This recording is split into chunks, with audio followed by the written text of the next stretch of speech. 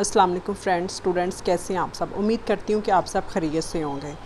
आज मैं आपको प्रेपोजिशंस के बारे में बताऊंगी कि आपने मुख्तलिफ़ प्रेपोजिशंस को किस तरह इस्तेमाल करना है। अमूमी इस्तेमाल, जनरल यूज़। बिहाइंड अमूमन प्रेपोजिशन के तौर पर ही आता है, लेकिन ये एडवर्ब भी है और इसका एक इस्तेमाल नाउन के तौर पर भी होता है। अब मैं आपको कुछ फ़िक्रात बताने जा रही हूँ, इन पर आप गौर करें। सबसे पहले आप देखें कि मेरे पीछे कोई आ रहा था। Somebody was coming behind me। अब आपको पता चल गया होगा कि इसमें किस चीज़ का इस्तेमाल है, प्रेपोजिशन यानी बिहाइंड का। Somebody was coming behind me।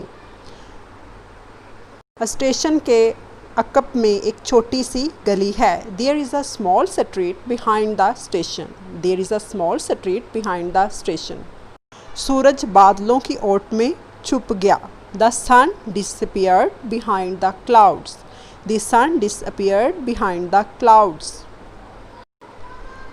मैंने इसे दीवार की दूसरी जानब पाया। I found her behind the wall। I found her behind the wall। Car साजी में इंग्लैंड जापान से पीछे है। England is behind Japan in car making। England is behind Japan in car making।